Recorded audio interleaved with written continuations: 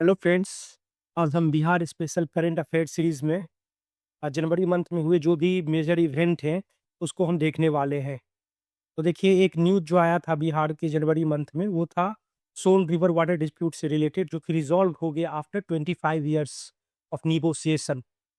Bihar with और Bihar Jharkhand agree हो गया न्यू वाटर शेयरिंग फार्मूला। तो अभी इसको तो डिटेल से देखेंगे ही, पर इस टॉपिक को जो वाटर डिस्प्यूट एंड कन्फ्लिक्ट है, इंटर स्टेट वाटर डिस्प्यूट है, ये एक बड़ा सा टॉपिक है।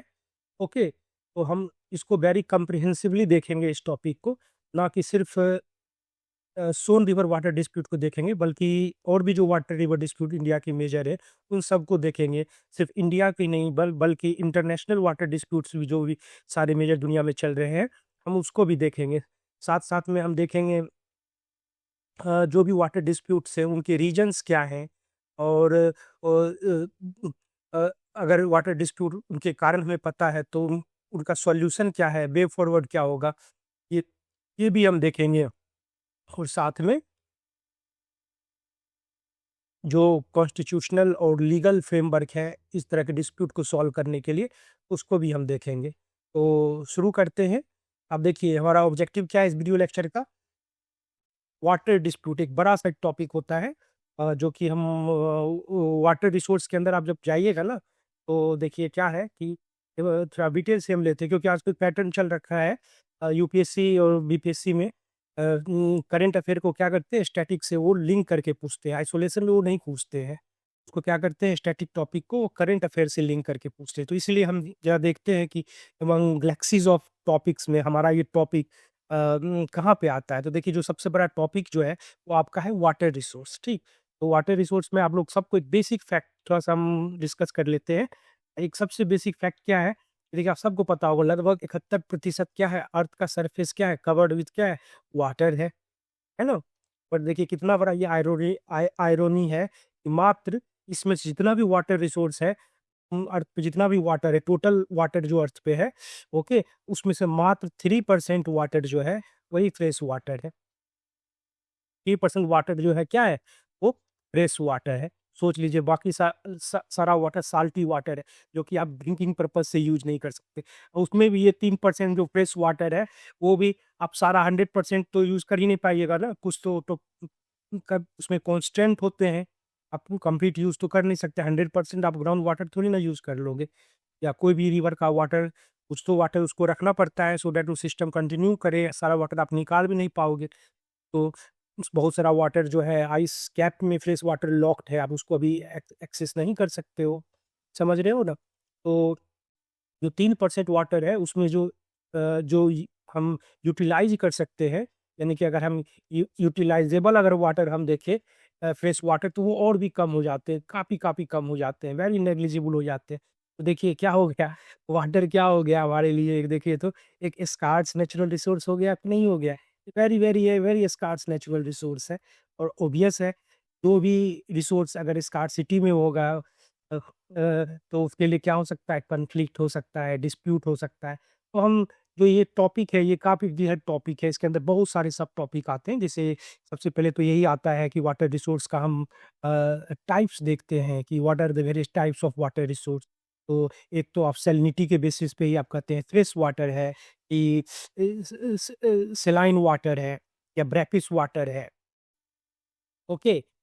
या दूसरा आप क्या करते हैं, उसका सोर्स से आप देखते हैं कि वो कहाँ है, तो वो सरफेस वाटर है या ग्राउंड वाटर है। तो हम ये चीज़ देखते हैं, वो सरफेस वाटर है या ग्राउंड वाटर है। फिर जो वाटर रिसोर्स हमारे पास आ गए, उनका सप्लाई तो आ गया, इसी सब सप्लाई सरफेस सरफेस वाटर से ही होगा या तो ग्राउंड वाटर से होगा। जो सप्लाई आ गया, तो अब इसका डिमांड जो है वाटर का, या यूटिलाइजेशन आप कह सकते हैं कि हम लोग कैसे करते हैं, कौन सा सेक्टर सबसे ज़्यादा वाटर को यूटिलाइजेशन करता है। ड्रिंकिंग पर्पज से लिए हम करते हैं। जैसे कि आप अगर देखिए, आपका जो वाटर पॉलिसी है, वाटर पॉलिसी जो है आपका 2020 2002 में आया था एक वाटर पॉलिसी। तो वो क्या करता है, वो प्रायोरिटी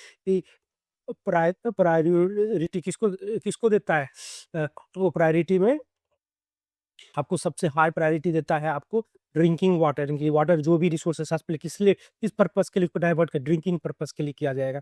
सेकंड प्रायोरिटी किसको देता है वो देता है इरिगेशन को। इरिगेशन श्योर हुआ तभी तो फूड सिक्योरिटी अचीव किया जा सकता है। तीसरा प्रायोरिटी वो देता है हाइड्रो पावर को। ओके, इलेक्ट्रिसिटी जनरेट किया जाए तो उस हिसाब से वाटर अवेलेबिलिटी किया जाए। फोर्थ प्रायोरिटी वो जो देता है वो इंडस्ट्रीज को देता है। समझ रहे हैं ना?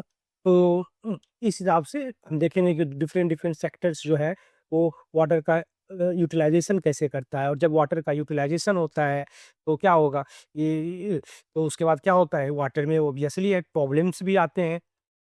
समझ रहे हैं? नए नए प्रॉब्लम्स आते हैं, जैसे कि पर कैपिटा एबिलिटी ऑफ जो वाटर है वो क्या हो रहा है, डे बाय डे डिक्रीज हो रहा है बिकॉज ऑफ डिमांड इंक्रीज कर रहा है, because of various factors. Population बढ़ रहा है, एग्रीकल्चरल डिमांड बढ़ रहा है, इरिगेशन का कवरेज देखिएगा बढ़ रहा है, सब इंडस्ट्री की तरफ से डिमांड बढ़ रहा है।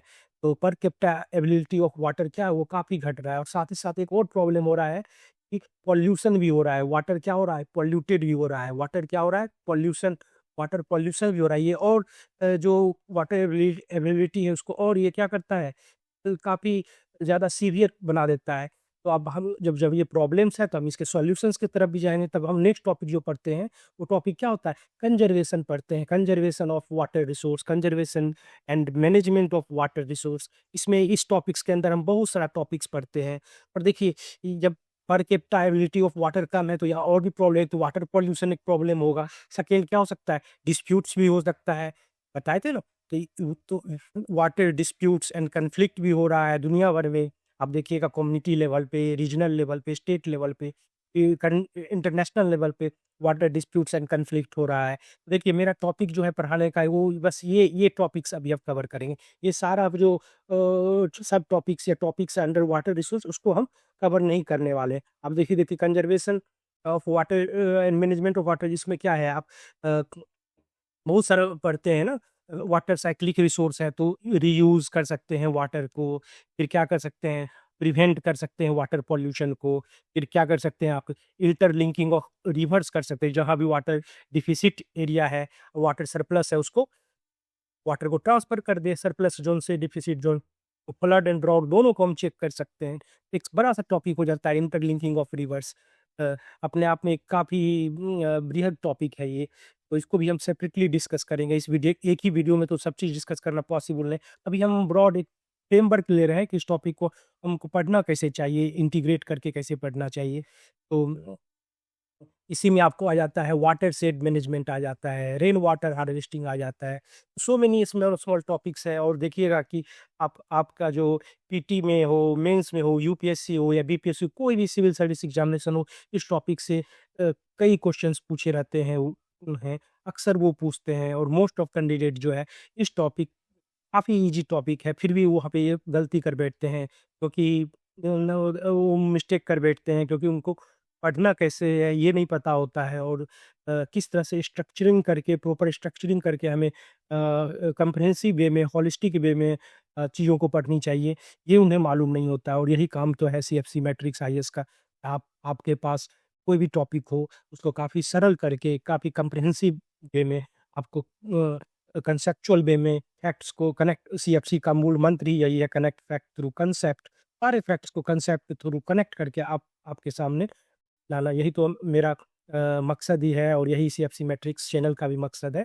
तो आप देखिए, इसी में देखिए जो सरफेस वाटर है इनके सोर्सेस क्या हैं। आप देखिए इसमें क्या है, रिवर एक सोर्सेस है। तो फिर आप यहाँ से ज्योग्राफी में आप पढ़ सकते हैं क्या, ड्रेनेज सिस्टम भी पढ़ सकते हैं। आप ड्रेनेज सिस्टम इंडिया का, वर्ल्ड का, अपने स्टेट का आप ड्रेनेज सिस्टम पढ़ सकते हो। देखते हैं ज्योग्राफी आपको इसी तरह से पढ़ना चाहिए। आपको बिगिन करना चाहिए ड्रेनेज सिस्टम से। आप इंडिया का ड्रेनेज सिस्टम पढ़िए या अपने स्टेट का ड्रेनेज सिस्टम पढ़िए थोड़ी डिटेल में। और वर्ल्ड का एक जनरल व्यू लीजिए ड्रेनेज सिस्टम का क्या है, कौन कौन से इंपॉर्टेंट रिवर्स है, उनके सोर्स क्या है, माउथ क्या है, डेल्टा किस टाइप के डेल्टा बना रहे हैं, उस पर कोई मेजर प्रोजेक्ट है, डैम्स है तो क्या है। जैसे कि नाइल रिवर पे क्या है, great Ethiopian renaissance dam Ethiopia बना रहा है, तो उससे क्या हो रहा है कि इजिप्ट को प्रॉब्लम हो रहा है, वाटर एबिलिटी की प्रॉब्लम हो रही है, प्रॉब्लम हो रहा है। तो इस तरह का जितने भी मेजर सिटीज़ लोकेटेड है, किस रिवर्स पे कौन से मेजर सिटीज़ लोकेटेड है, ये सब करते हुए वेरी कम्प्रिहेंसिव वे में आपको पढ़ना चाहिए, तभी जाके आप सिविल सर्विस एग्जामिनेशन में सफल हो पाएँगे। तो आप यहीं से शुरू कर सकते हैं ड्रेनेज सिस्टम से। तो अभी तो मेरा ये टॉपिक नहीं है, आप देख सकते हैं इस गैलेक्सीज़ ऑफ टॉपिक्स में से मेरा बस टॉपिक यहीं पे है, वाटर डिस्प्यूट्स एंड कॉन्फ्लिक्ट। अभी हम बस इसी पे फ़ोकस करने वाले हैं कि ये क्या-क्या पढ़ना है। ये सारे टॉपिक्स को अभी हम डिस्कस नहीं करेंगे, ये बाद में कभी भी डिस्कस करेंगे। जब हम स्टैटिक्स में टॉपिक को डिस्कस करेंगे, तब बाद में हम इन सब टॉपिक्स को भी काफ़ी डिटेल से डिस्कस करेंगे। तो देखिए, अभी के लेक्चर का मेरा ऑब्जेक्टिव क्या है? सबसे पहले तो हम इंटर स्टेट वाटर डिस्प्यूट है। अभी भी एक कारण तो हम यही जाने कि वाटर रिसोर्स कितना स्कार्स है। तो इस वजह से हमारे अंतर्राज्यीय जल विवाद हमारे देश में रहता है, तो उसके बारे में हम जानें, उनका कारण क्या है? जो भी वाटर डिस्प्यूट्स हैं हमारे देश में, उनके रीज़न्स क्या हैं? और जब डिस्प्यूट्स हैं, तो फिर उसका सॉल्यूशन क्या है? कोई लीगल फ्रेमवर्क है हमारे देश में, तो हम वो सारे लीगल फ्रेमवर्क कॉन्स्टिट्यूशनल प्रोविजंस जो भी हैं या कोई भी स्टैट्यूटरी प्रोविजंस है उनको देखेंगे। साथ-साथ में कोई सुप्रीम कोर्ट का इम्पोर्टेंट जजमेंट है तो वो भी है, वो सब हम देखेंगे।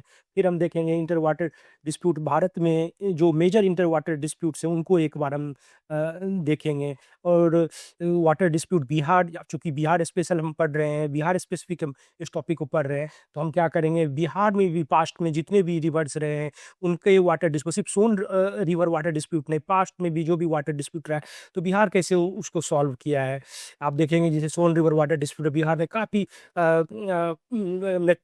पॉलिटिकल मैच्योरिटी शो किया और इस डिस्प्यूट को through negotiation rather than litigation में जाने के बजाय उन्होंने नेगोशिएशन से थ्रू एमिकेबली इस प्रॉब्लम को इन्होंने सॉल्व किया। तो फिर हम सोन रिवर वाटर डिस्प्यूट को भी देखेंगे, सोन रिवर सिस्टम को पहले हम देखेंगे और उसका इम्पोर्टेंस क्या है बिहार के लिए। एक जिस वजह से दोनों राज्य और इसका इम्पोर्टेंस बिहार के लिए, झारखंड के लिए क्या है, जिस वजह से डिस्प्यूट हुआ, कोई इम्पोर्टेंट चीज़ के लिए ही तो डिस्प्यूट होता है। और उसके बाद जो सोन रिवर वाटर जो है, उसका बैकग्राउंड डिस्प्यूट क उसके बैकग्राउंड में जाएँगे डिस्प्यूट के और कारण जानने का कोशिश करेंगे, क्या कारण था सोन रिवर वाटर डिस्प्यूट का। और उसके बाद हम देखेंगे जो सॉल्यूशन 25 साल के बाद बिहार लाया, न्यू वाटर शेयरिंग फार्मूला या 2025 का एग्रीमेंट है, तो एग्रीमेंट है क्या, उसको भी देखेंगे। फिर देखेंगे कि बिहार ने क्या legal framework and judicial principle Bihar ने फॉलो किया, उसको देखेंगे। और इस जो अभी जो river water dispute resolve amicably Bihar किया है, तो उसका सिग्निफिकेंस क्या है नेशनल लेवल पे, इंटरनेशनल लेवल पे, और क्या इससे कोई लेसन्स सीखा जा सकता है, वो भी हम देखेंगे। और फाइनली कंक्लूजन देखेंगे।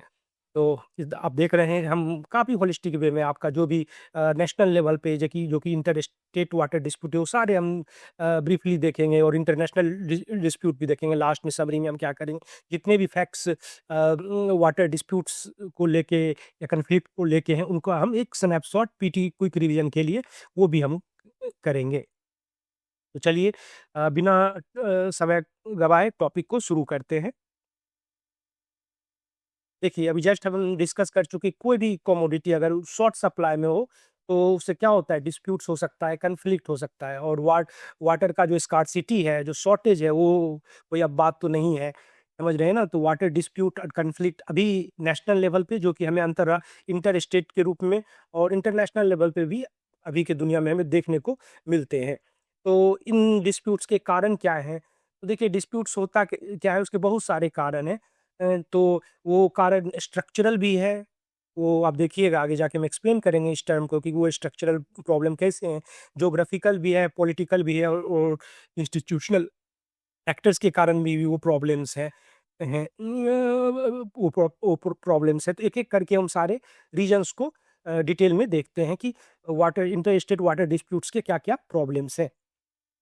तो देखिए, सबसे पहला जो रीज़न मुझे लगता है, वो है एसिमेट्रिक रिवर एक्सेस है। सारे देखिए प्रॉब्लम क्या है कि आपका कि कोई भी रिवर आप ले लीजिए उठा के, इंडिया कोई भी मेजर रिवर, जैसे 25 हमने अभी बात किया था, 25 मेजर रिवर बेसिन का मैंने बात किया।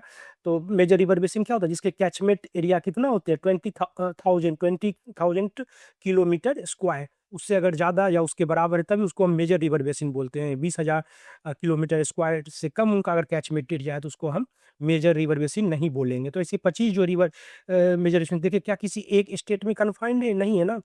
क्योंकि स्टेट का जो रीऑर्गेनाइजेशन किया गया था, वो non basin based state boundaries बनाए गए थे। आप देखिएगा कि जो भी एक रिवर बेसिन हो, वो मल्टीपल स्टेट में स्पेन करता है, मल्टीपल स्टेट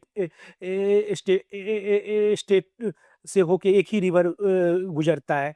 तो इस वजह से क्या होता है कि जो भी अपर राइपेरियन स्टेट्स हैं, जो कि अप स्ट्रीम में रहते हैं, जहाँ से रिवर, जैसे कि एग्जांपल चलिए, कि एग्जांपल समझते हैं, कोई भी रिवर एग्जांपल देखिए, जैसे कावेरी मोस्ट इंपॉर्टेंट एक जो वाटर डिस्प्यूट है साउथ इंडिया का, वो है कावेरी कावेरी वाटर डिस्प्यूट। उसी को समझने का कोशिश करते हैं। देखिए क्या हुआ था कि कावेरी नदी है, वो कर्नाटका से कर्नाटका से ओरिजिन होता है कावेरी रिवर का, और वो कहाँ जाती है, तमिलनाडु में जाता है। तो यहाँ पे कर्नाटका क्या है, कर्नाटक है अपर राइपेरियन स्टेट है या अपर स्ट्रीम स्टेट है, एक ही बात है, जो कि नदी के ऊपर, और रिवर तमिलनाडु में आता है। तमिलनाडु क्या है, लोअर राइपेरियन स्टेट है। तो देखिए क्या हुआ था कि 1924 में एक एग्रीमेंट साइन हुआ था। उस समय तो भी प्रिंसली स्टेट थे, मद्रास प्रिंसली स्टेट था, मैसूर का ये स्टेट प्रिंसली स्टेट था। तो अंग्रेज जो वाटर शेयरिंग किया था, वो तमिलनाडु के फेवर में किया था, वो कर्नाटका के फेवर में।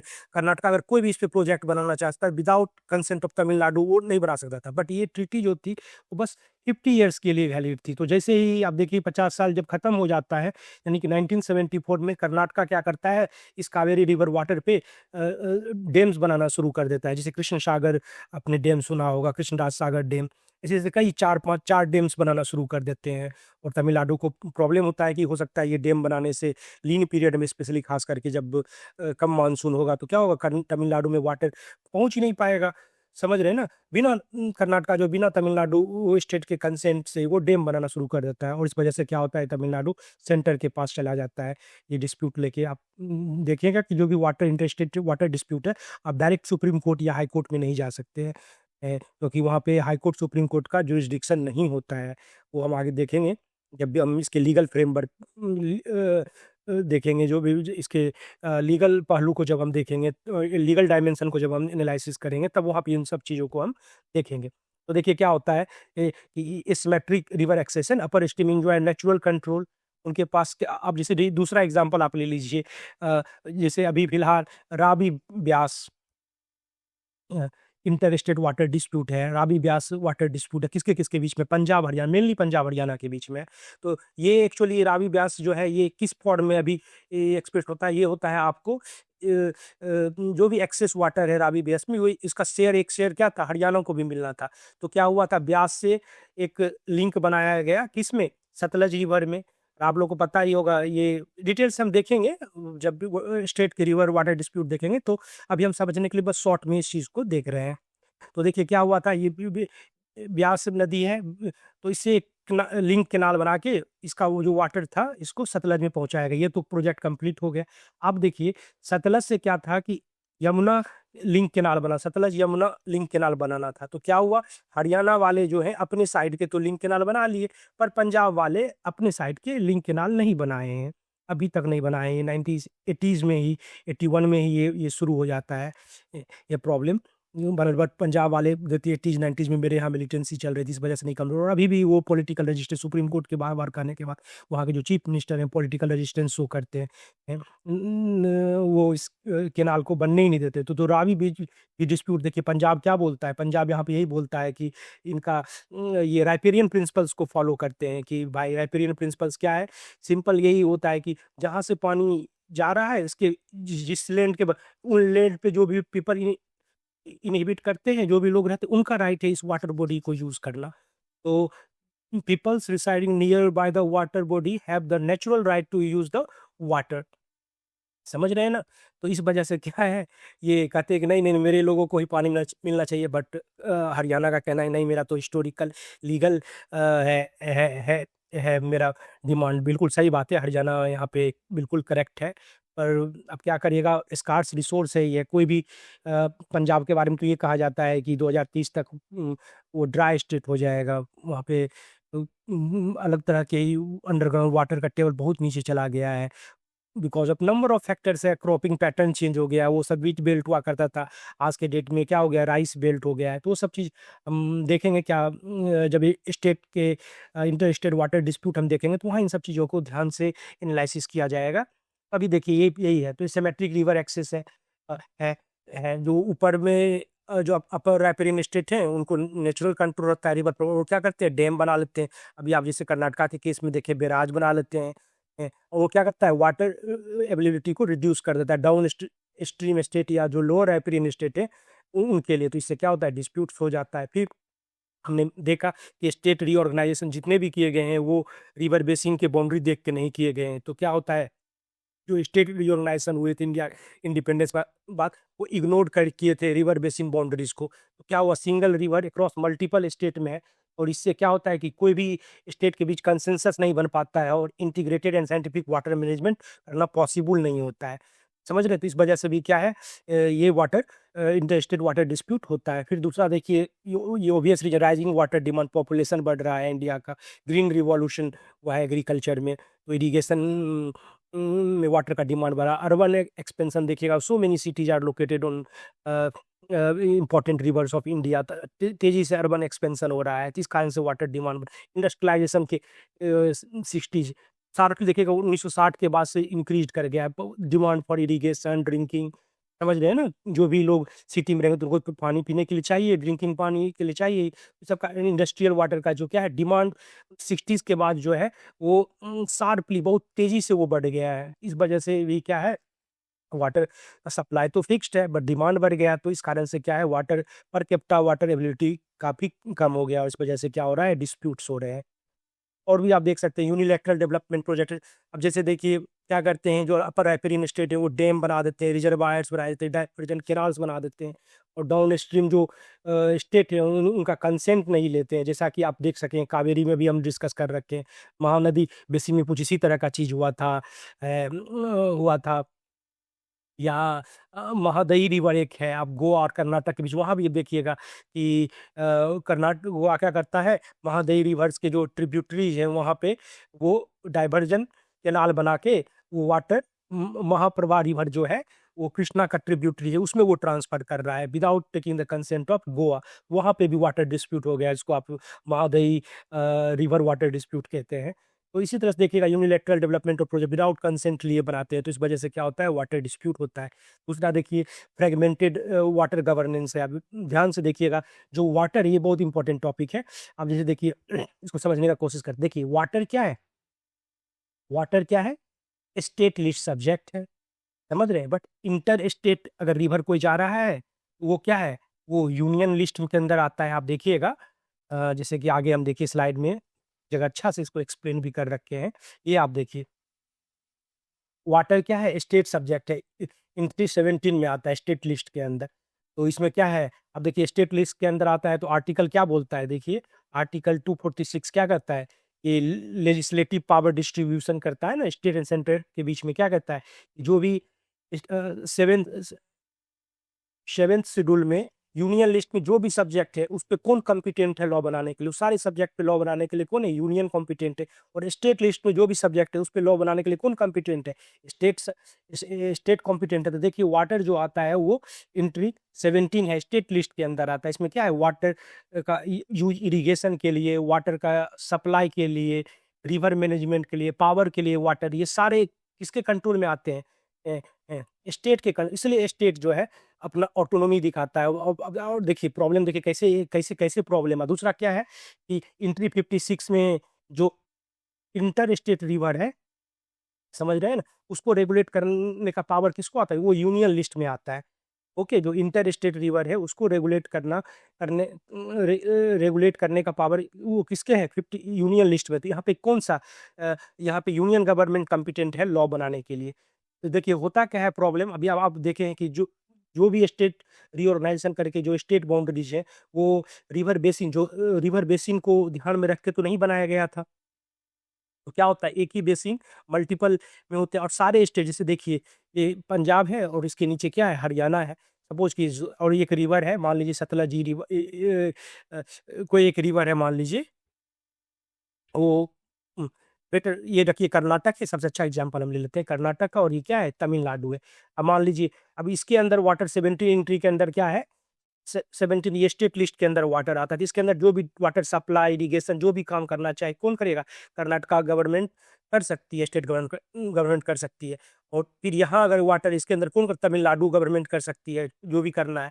पर देखिए क्या होगा अगर ये ज़्यादा डैम बनाएगा या हम्म, तो क्या होगा, प्रॉब्लम होगा कि नहीं होगा, तमिलनाडु को वाटर ही नहीं मिलेगा, एबिलिटी कम हो जाएगी। तो देखिए ज्योग्राफिकल फैक्टर की वजह से और जो कॉन्स्टिट्यूशन में जो स्ट्रक्चरल प्रॉब्लम है, इस वजह से नेचुरल है कि ये जो डुअल स्ट्रक्चर है ये कन्फ्लिक्ट मिलता है स्टेट क्लेम और नेशनल प्रायोरिटीज के बीच में। समझ रहे हैं ना, ये कन्फ्लिक्ट नेचुरल कन्फ्लिक्ट हो जाता है दोनों के बीच में। तो कॉन्स्टिट्यूशन क्या है, इसके सॉल्यूशन के लिए क्या किया है, एक स्पेशल आर्टिकल 262 ऐड किया है। इसमें साफ पार्लियामेंट को अलाउ कर दिया है कि to resolve inter state water dispute, और इसमें यहाँ तक भी लिख दिया गया है कोर्ट्स का जुरिडिक्शन कैन बी एक्सक्लूडेड। समझ रहे हैं, तो पार्लियामेंट क्या किया, एक लॉ पास करता है 1956 में ही, वो कहते हैं inter state water dispute act 1956 में। ठीक, और इसी के अंदर क्या है कि कभी कभी भी किसी स्टेट को देखिए, मान लीजिए वाटर को लेके प्रॉब्लम अगर होता है तो वो क्या कर सकता है, जैसे मान लीजिए ये एक बीच में रिवर है, ठीक, और ये स्टेट ए है स्टेट बी है, और इस वाटर के लिए क्या है दोनों स्टेट फाइट करते हैं रिवर वाटर के लिए। अब क्या करेगा सेंटर, ये जो है ये डिस्प्यूट जो बना है इंटर स्टेट वाटर डिस्प्यूट, समझ रहे हैं ना, इंटर स्टेट वाटर डिस्प्यूट जो बना है, एक्ट जो बना है 1956 का, इसमें क्या है कि सबसे पहले इसमें देखिए दो सेक्शन बहुत इंपॉर्टेंट है, एक सेक्शन 3, दूसरा सेक्शन 4। सेक्शन 3 में क्या होता है, कोई भी स्टेट जो है सेंटर के पास अप्रोच कर सकता है, समझ रहे हैं ना, अपने प्रॉब्लम। तो सेंटर क्या करती है, उसको कोशिश करती है कि निगोशिएशन के थ्रू, टॉक के थ्रू ही उस इश्यू को सॉल्व कर ले। बट अगर टॉक के थ्रू सॉल्व नहीं होता है तो ये स्टेट जाएगी सेक्शन 3 के थ्रू सेंटर के पास। तो नेगोशिएशन अगर फेल्ड कर जाता तो सेंटर क्या करेगा, सेक्शन 4 के अंदर सेंट्रल गवर्नमेंट को पावर दिया गया है इस एक्ट में ही, वो क्या कर सकता है, वो ट्रिब्यूनल बना देगा। जैसा कि क्या कहते हैं, राबी ब्यास में ट्रिब्यूनल बना था, या महादई वाटर डिस्प्यूट ट्रिब्यूनल बनाया, और उसके बाद ट्रिब्यूनल बन जाता है। और ट्रिब्यूनल जब बन गया तो उसमें कुछ क्या होते हैं, टेक्निकल जुडिशियल मेंबर भी होते हैं, और ट्रिब्यूनल का जो फैसला होता है, अवार्ड अगर दे दिया है तो वो बाइंडिंग होता है दोनों स्टेट के, दोनों स्टेट के लिए क्या होता है, बाइंडिंग होता है, और इसमें कोर्ट भी इंटरफेयर नहीं करता है। यूजुअली देखिएगा कोर्ट ज़्यादा से ज़्यादा ये होता है, जो ट्रिब्यूनल अवार्ड दे दिया ना उसका वो लीगल कॉन्स्टिट्यूशनल पक्ष देखेगा कि क्या वो जो अवार्ड है वो अगेंस्ट कॉन्स्टिट्यूशन तो नहीं है, बस वो देखता है। बट जो अवार्ड आ गया, जो जजमेंट आ गया कि मान लीजिए किसी को एक्स किसी को मान लीजिए वाटर जो शेयरिंग है, किसी को एक्स मिलियन एकड़ फीट वाटर मिलेगा, किसी स्टेट को वाई मिलियन एकड़ फीट वाटर मिलेगा, तो इस बार में देखिएगा सुप्रीम कोर्ट बहुत ज़्यादा चेंजेस नहीं करता है। स्टेट भी जो जाते हैं इशूज लेके, वो अपने फंडामेंटल राइट को लेके जाते हैं कि देखिए ये डैम बना दिए हैं या वाटर रिलीज नहीं नहीं कर रहे हैं, तो इस वजह से क्या हो रहा है, हमारे यहाँ ड्रिंकिंग वाटर का अवेलेबिलिटी नहीं रहा, तो राइट टू लाइफ का बात हो जाता है। आर्टिकल 21 के अंदर वो राइट टू लाइफ का बात हो जाता है, तो उसके थ्रू स्टेट जाते हैं, समझ रहे हैं ना। कोर्ट कैन नॉट इंटरफेयर नहीं कर सकता है, जो भी अवार्ड वो बाइंडिंग होता है एंड फाइनल होता है। यूजुअली देखिएगा कोर्ट उसी चीज़ को, उसी अवार्ड को मानता है, थोड़ा बहुत माइनर चेंजेस कर दे, बट यूजुअली कोर्ट नहीं करता है, सेम रखेगा। बट ये फेयरली ये अवार्ड फॉलो हो, फेयरली इम्प्लीमेंट हो, वो चीज़ जो है वो कोर्ट इंश्योर करता है। तो अभी हम देखें सारा वाटर डिस्प्यूट के कारण देख रहे हैं, तो अब देख रखे हैं। दूसरा फिर प्रॉब्लम क्या होता है कि पुअर हाइड्रोलॉजिकल डाटा शेयरिंग है। कोई होता है, एक स्टडी रिपोर्ट बोलेगा टोटल वाटर अवेलेबिलिटी मान लीजिए एक्स मिलियन एकड़ फीट है, दूसरा करेगा एक्स प्लस 10 मिलियन एकड़ फीट है।